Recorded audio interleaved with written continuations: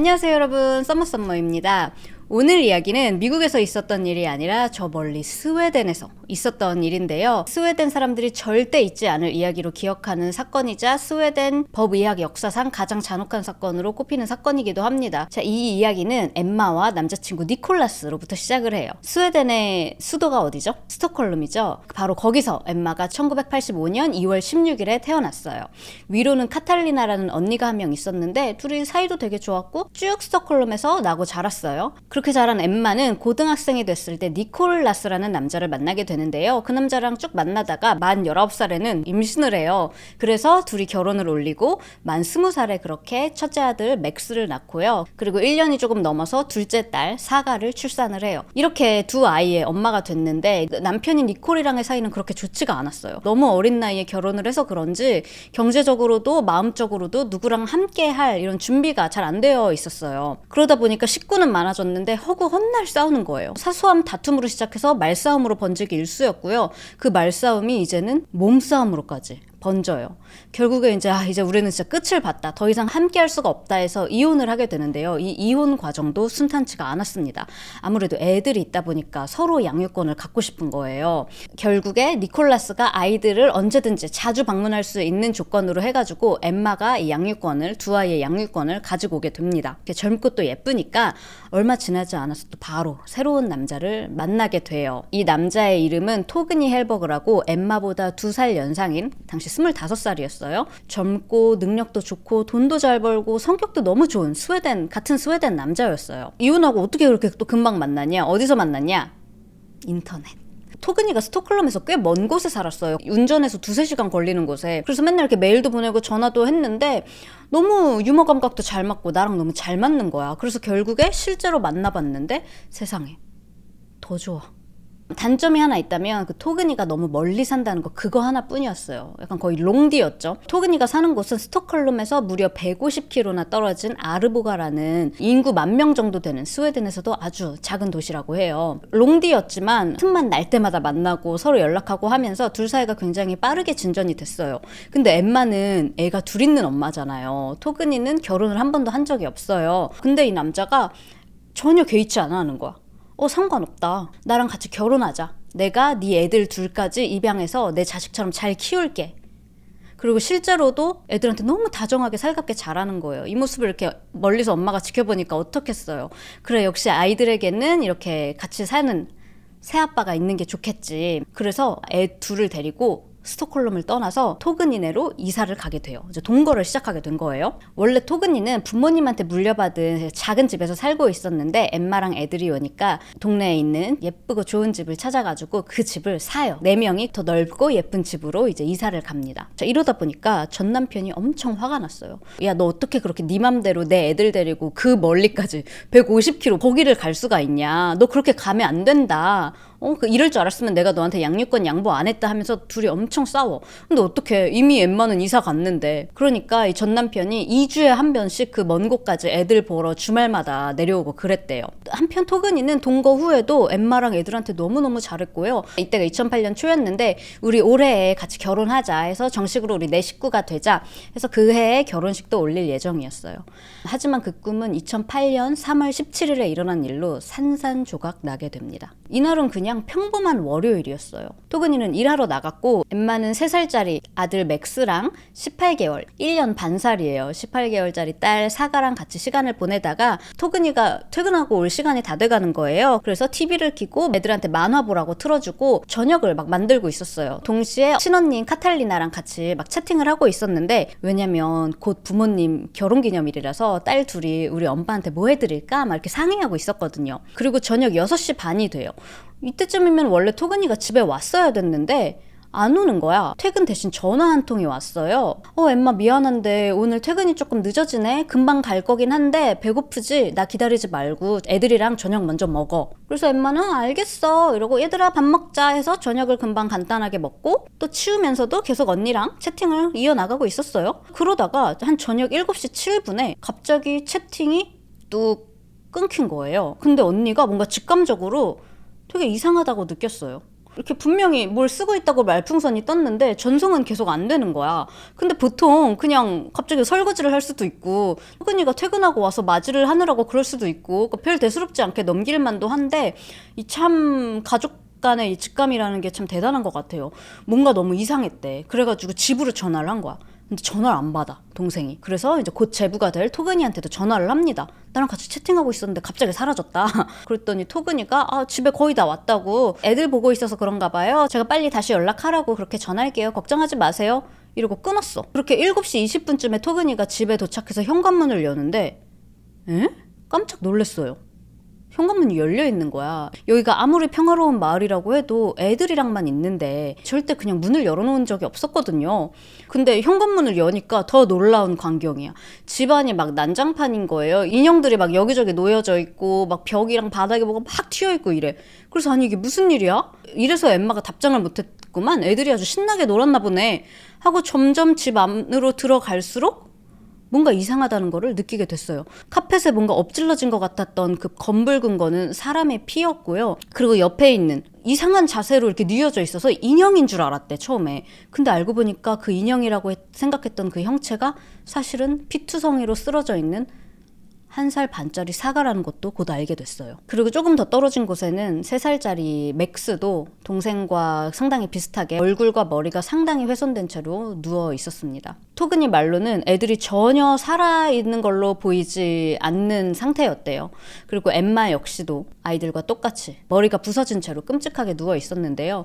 토니가 급하게 휴대전화를 꺼내서 빨리 구급차 보내달라고 이제 신고 전화를 하는데 그 순간 엠마가 막 몸을 떨면서 신음인지 한숨 같은 걸 내뱉었어요. 그러니까 이 신고 전화 중에 토니가 세상에 엠마 잠시만요 엠마를 일으켜야 돼요 이러면서 엠마를 이렇게 막 앉혔어요. 의식이 있었던 거야. 이 구급대원들이 곧 도착을 하는데 안타깝게도 아이들은 이미 모두 사망을 한 상태였고요. 엄마인 엠마는 아주 미약하지만 맥이 잡히고 있었어요. 긴급히 이 셋을 우프살라 대학병원으로 이송을 하는데요. 3명 다 상태가 너무 안 좋았대. 심각한 뇌손상, 출혈, 개방성 두부 외상을 진단을 받았는데요. 사용됐던 흉기는 아마 망치일 거라고 예상이 됐어요. 3살짜리 막스는 무려 15번 공격을 받은 상태였고요. 아마 공격받던 중에 자기를 이렇게 막 방어하려고 했나 봐요. 이 손에도 상처들이 있었다고 해요. 그리고 1살 반짜리 사과 또한 머리에 10번 이상 공격을 받았는데 1살 반짜리면 얼마나 작은 아이야. 이 미친 살인범이 무슨 이유 때문인지 모르겠지만 이 사과한테 거의 모든 분노를 막 쏟아 부은 것처럼 사과의 상태가 정말 너무 안 좋았어요. 엠마 역시 머리를 10번 이상 공격을 받았는데요. 의식이 전혀 없었고 일단 생명유지 장치에 이제 연결을 했어요. 이렇게 엠마가 생명줄을 잡고 사투를 벌이는 동안 경찰은 곧바로 도대체 이런 끔찍한 짓을 한 인간이 누구인지 밝혀내기 위해서 수사를 시작을 하는데요.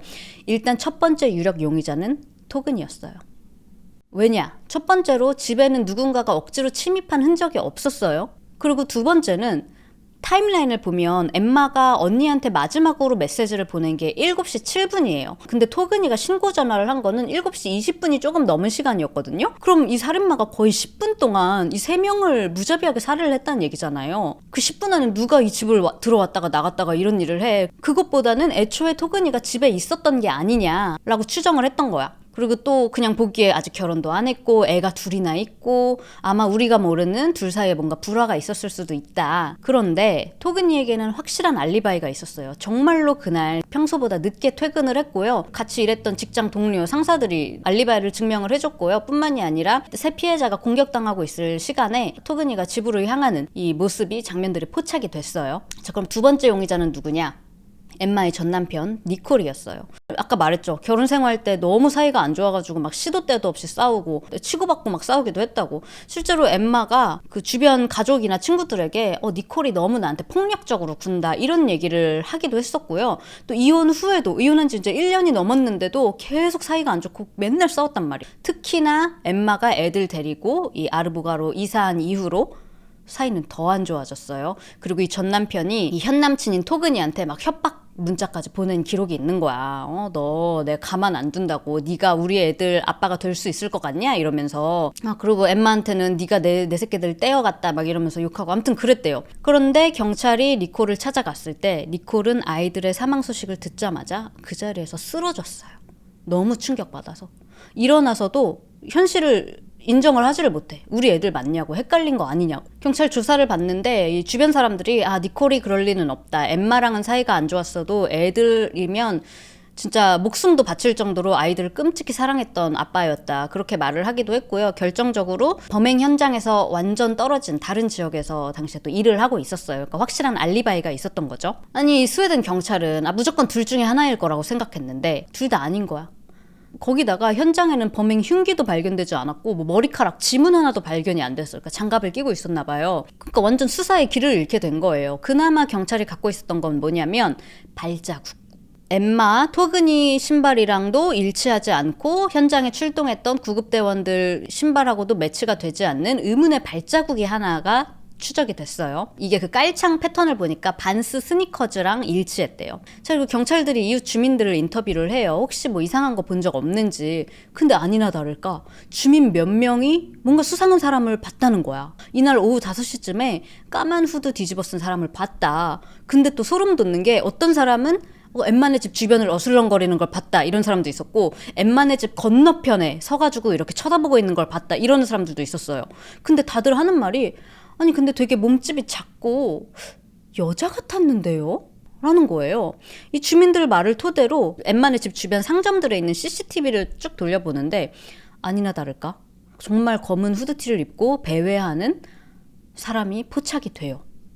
근데 경찰이 보기에도 아니 뭐야? 이거 여자 아니야?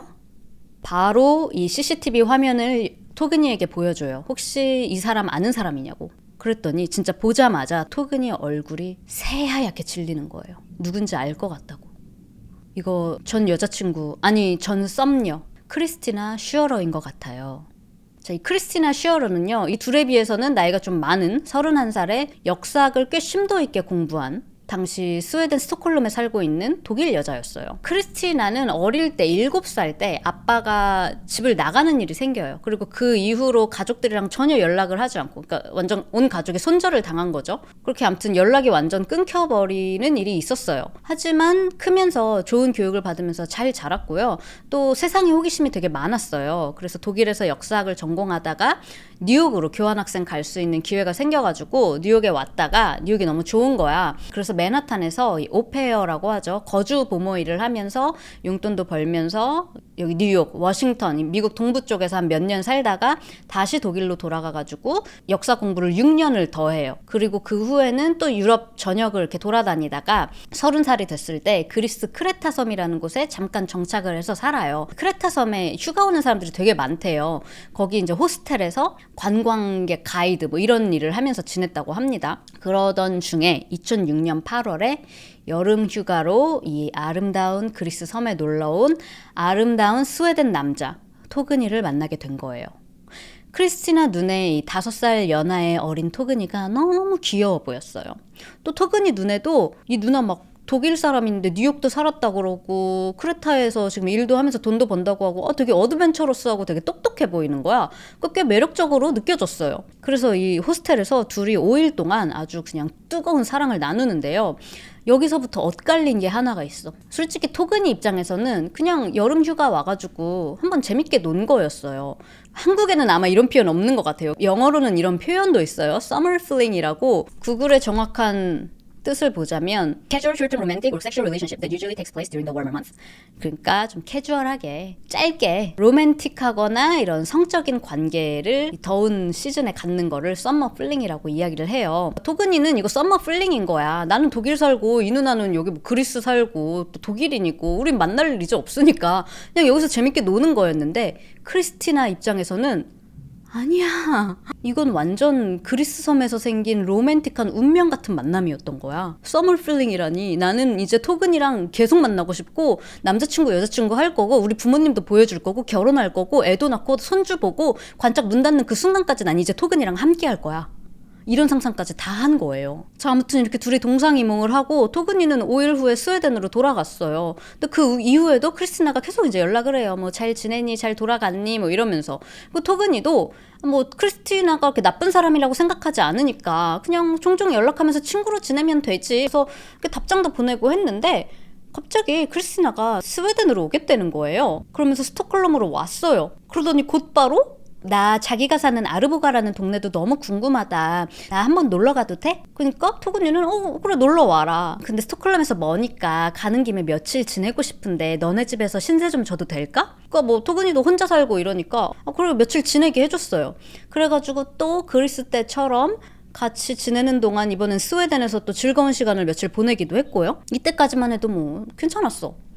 근데 이 누나가 너무 자주 오는 거야. 한 번도 아니고 2번 오고 3번 오고.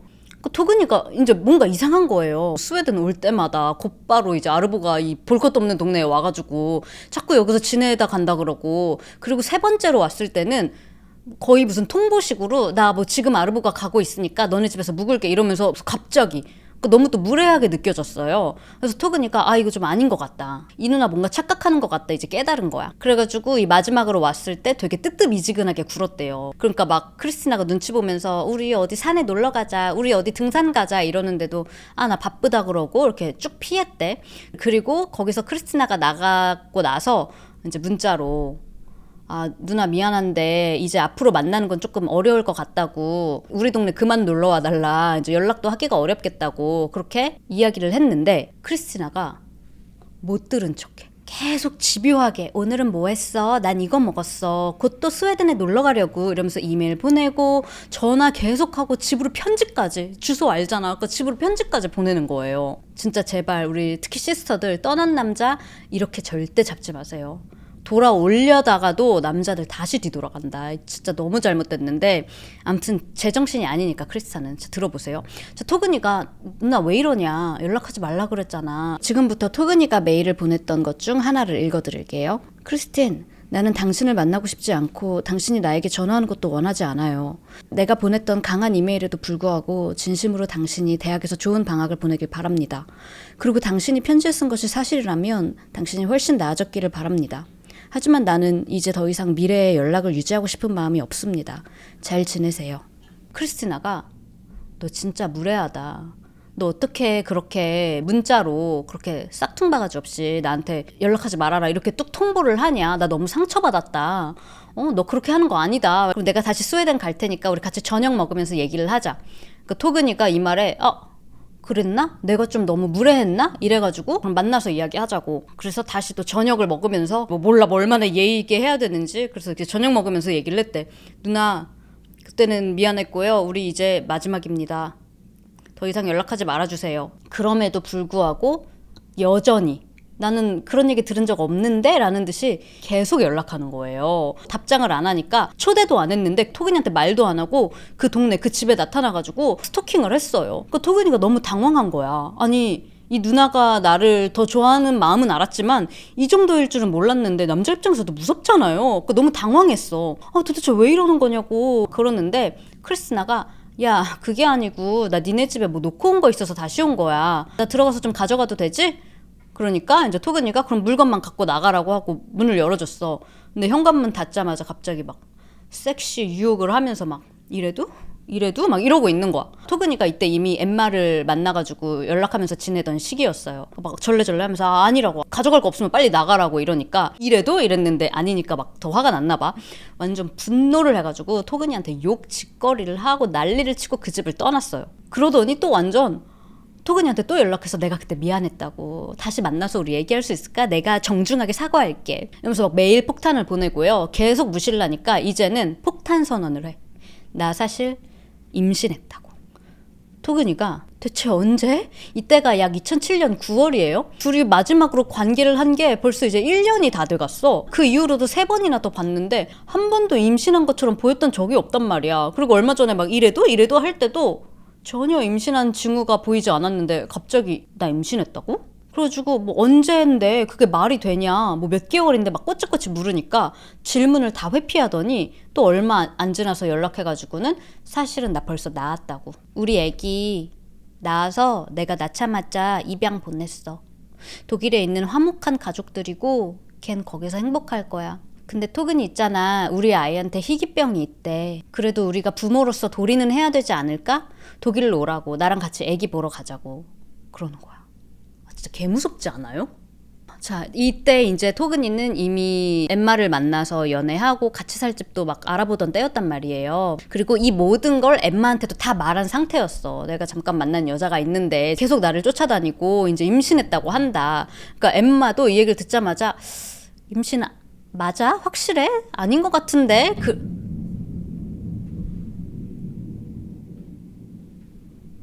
근데 토니가 진짜 실제로 웬 독일 남자 이름으로 된 편지도 받고요. 딱 열어보니까 Dear 토그니, 내가 당신의 아이를 입양했수다. 막 이런 내용의 편지를 받기도 하고 남자 목소리로 전화가 온 적도 있어. 내가 자기가 양부라고 그러면서 그 토그니가 아니 정확히 애가 태어난 날짜가 언제냐, 그리고 어디서 태어났는지 병원이 어디였냐 이런 거 막 꼬치꼬치 캐물으니까 이 남자가 대답을 못 하더니 오히려 막 화를 내고 짜증을 내더니 그냥 전화를 뜩 끊어버렸어요. 그리고 다시 연락이 안 왔대.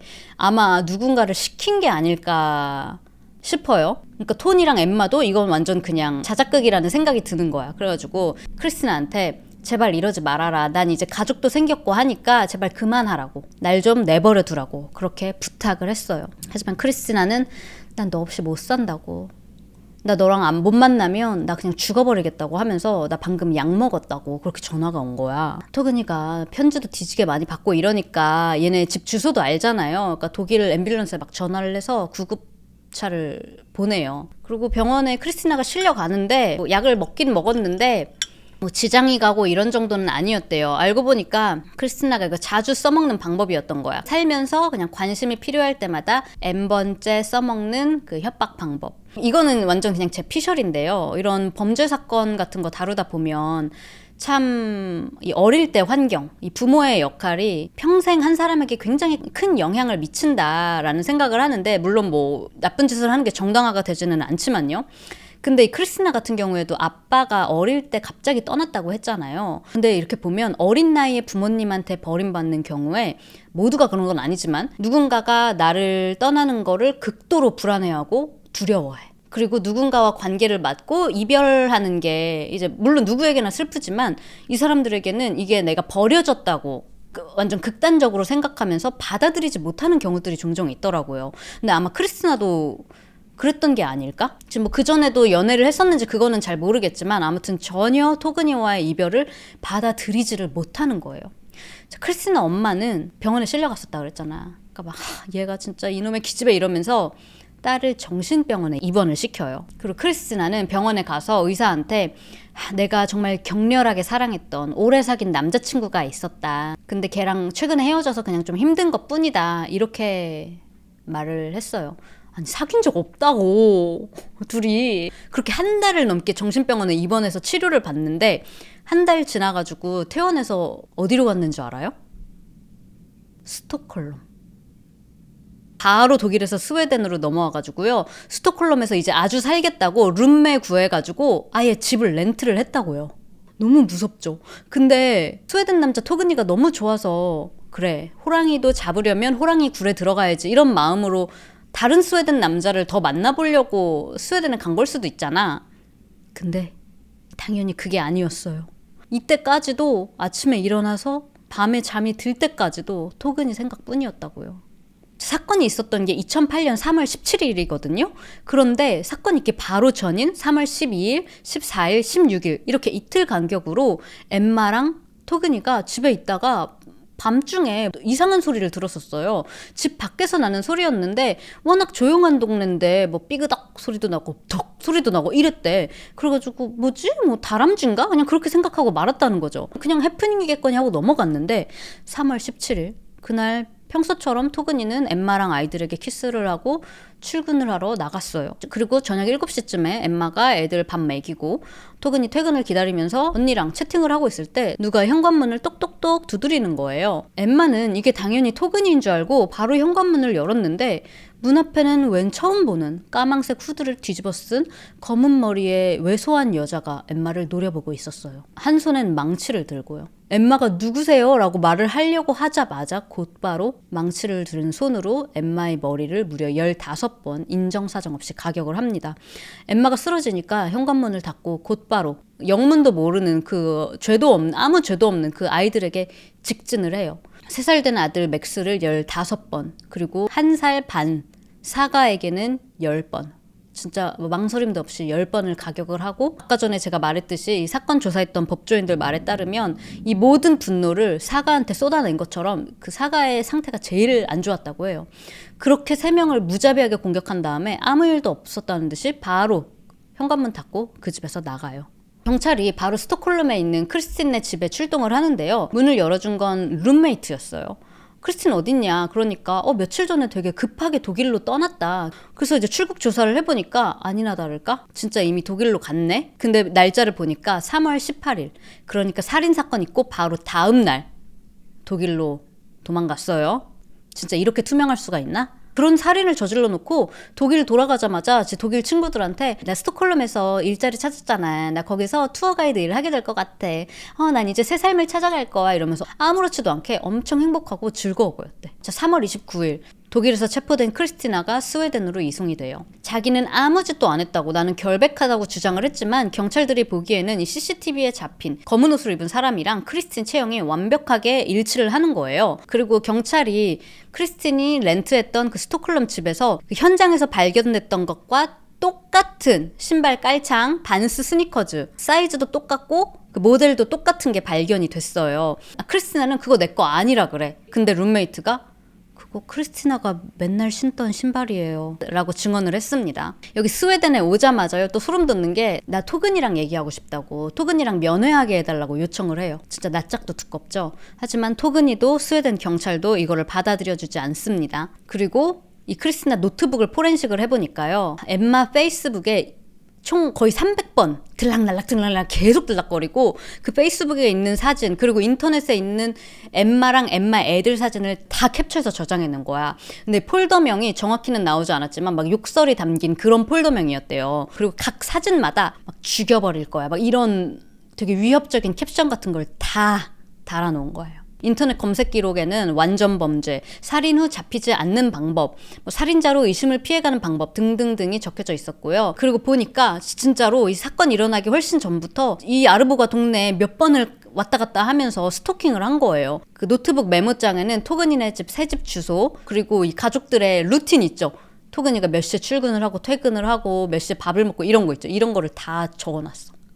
경찰이 당신이 새 집 주소 어떻게 알아냈냐 그랬더니, 그러니까 내가 연락하려고 한 게 아니고 우리 아이 입양한 남자한테 혹시 무슨 일 있으면 연락하라고 알려주려고 내가 알아놓은 거다, 이렇게 거짓말을 또 했어요. 참고로 나중에 이 메디컬 검사를 다 하거든요. 근데 크리스티나는 단 한 번도 출산은커녕 임신을 한 적도 없다고 합니다.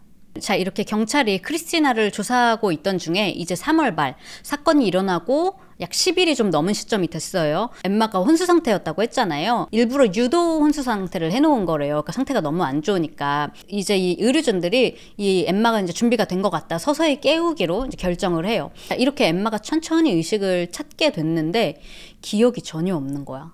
말을 할 수 있게 됐을 때는 저 차 사고 났어요? 이러더래요. 우리 애들은 어딨냐고, 나 애들 보고 싶다고, 애들 데려와 달라고 그러는데 상태가 너무 아직도 불안정했기 때문에 경찰이랑 의료진들은 거의 한 달 동안 아이들의 사망 소식을 숨겨요. 사실 이제 맥스와 사과는 없다 그렇게 얘기를 했는데 듣자마자 엠마가 쓰러졌대. 그리고 다시 일어나서 우리 애들은 어디 있어요? 애들 보고 싶어요.